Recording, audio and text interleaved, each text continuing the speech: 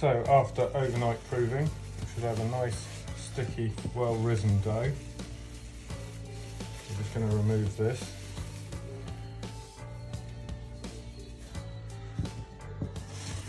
I'm going to flour a surface because, as I said, it's very sticky. Try and get that all over the surface.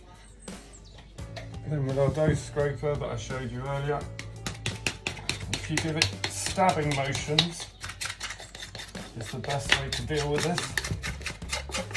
The slower you are with it, the more tricky it can be. And it will stick to everything because the moisture content in sourdoughs is very high. That makes it extremely sticky.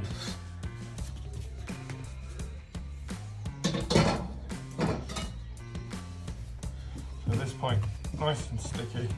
Try and keep it so that it's constantly floured because otherwise it'll stick everywhere.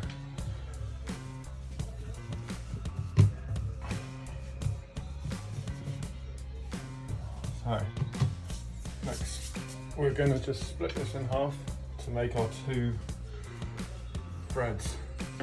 Once again, like with the bread, with the dough scraper, if you can see the bubbles forming inside it, nice. Slashing it, you have to clean quick slashes, otherwise your knife will get stuck in it and then drag and it's problematic. So with shaping these, you just want to pull them out.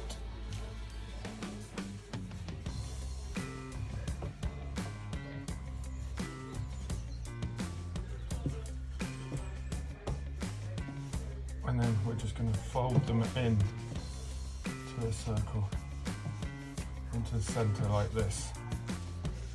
Now this is key to how the bread grows. Like I said in the previous tutorial, shaping is essential. So we keep pulling from the outside to the middle, and then if we pinch it like this, we will have a kind of spherical sort of shape. What we're going to do then, make sure it's got some flour on it, turn it the other way up, flour the top, and then with our hands we're going to chop in underneath it and cupping, chopping, and turning in the meanwhile. This gives it a really nice, it pulls the top round and over, which helps it to rise in a nice ball shape. Okay, once we have that, I keep mine in banatone baskets. These baskets are your classic sourdough baskets. They need to be well floured, once again, because the moisture means that they're going to stick. The top of your bread, you just want to pinch the bottom in. Okay, and then just flour it. At this stage, we cover it in a baker's cloth or any cloth that you want.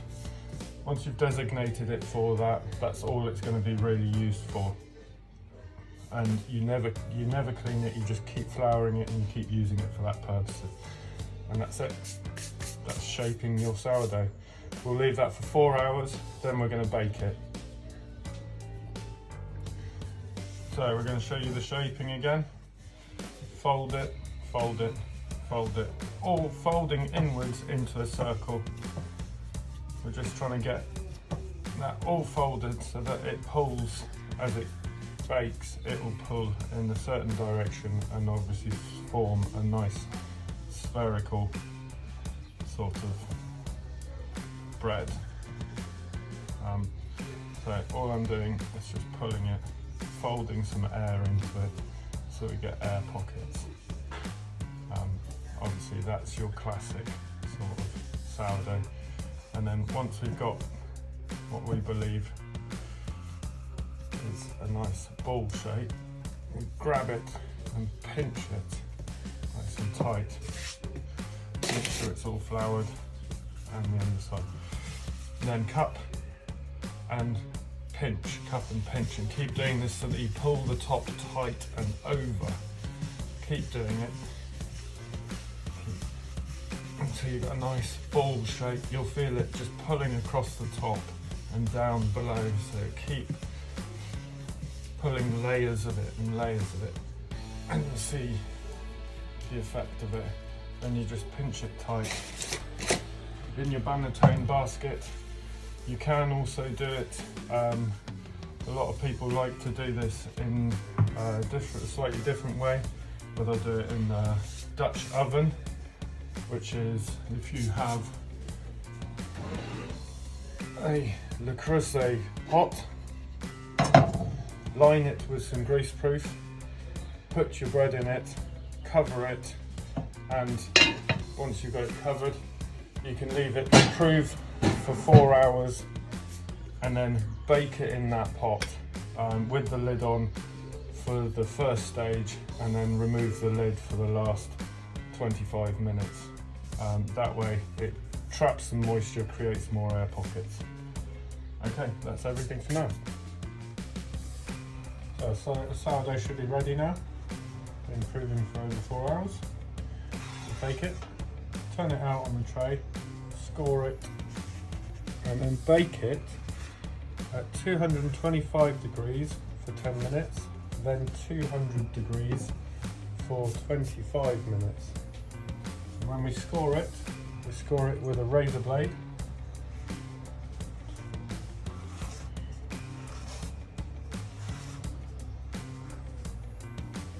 Quite deep scores. With the other one, I'm just going to try another technique where we use the hydration by trapping the heat. And we do it in a Dutch oven technique.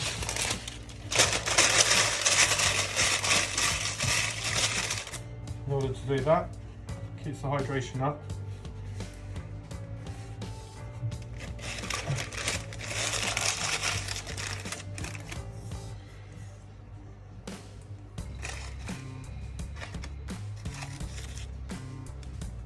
Score it again, put a lid on it, and they both go in the oven the same cooking times.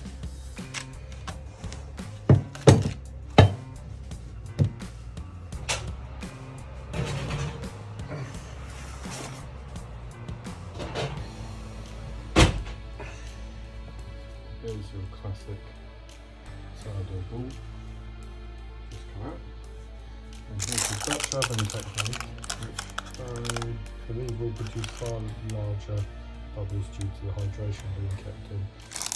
You cook for 10 minutes at 225 degrees and then 25 minutes at 200 degrees.